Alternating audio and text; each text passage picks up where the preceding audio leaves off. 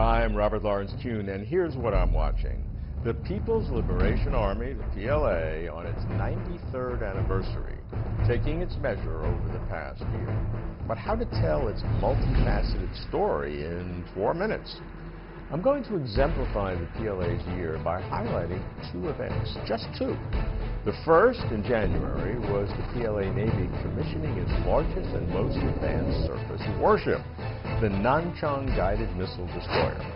Second, in February, was the PLA Army's rapid mobilization to fight the novel coronavirus. Experts say China's first 10,000-ton class Type 055 destroyer, the most powerful surface combatant in China's Navy other than aircraft carriers, marks the Navy's leap from 3rd to 4th generation. It is very versatile. It can accompany aircraft carriers in battle groups and can lead task groups in conducting a wide range of missions.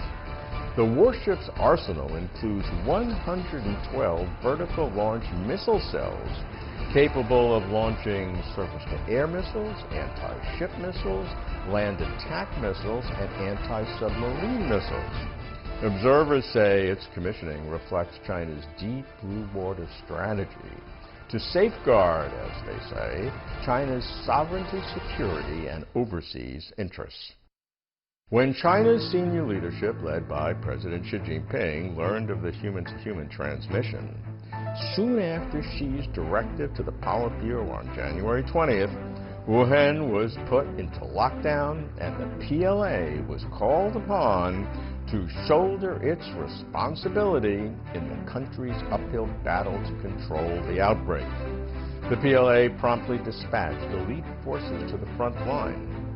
Its Joint Logistics Support Force, which oversees vast resources and supplies in the PLA's 5 theater commands, purchased 16 kinds of anti-epidemic and medical materials and set up a steady supply chain. The PLA Central Theater Command General Hospital sends 66 doctors to 2 civilian hospitals in Wuhan. 450 PLA medics were transported from 3 cities, and 3 theater commands shipped medical gear, including 200,000 masks and 10,000 sets of protective clothing. On February 1st and 2nd, the PLA sent 950 medics, some of whom had prior epidemic experience with SARS and Ebola. They were selected from hospitals in all 5 theater commands and transported to Wuhan by rail, bus, and air, including the PLA's Y-20 heavy transport aircraft. The 1,000-bed Hoshen-Shan Hospital, famously constructed in 10 days, was turned over to the PLA, which provided 1,400 medical personnel, 950 from PLA hospitals, and 450 from PLA medical universities. In mid-February, the PLA brought in an additional 2,600 medical personnel from all PLA services, drawn from 19 cities.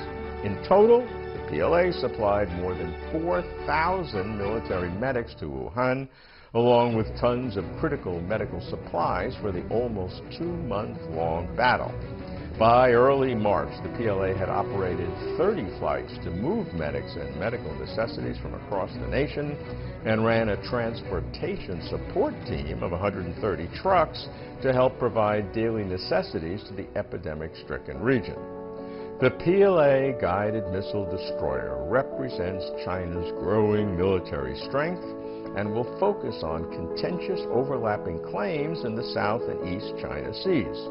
The PLA deployment to fight COVID-19 expresses China's priority to protect the health of its citizens, and this epidemic control experience may also help other countries contend with contagion.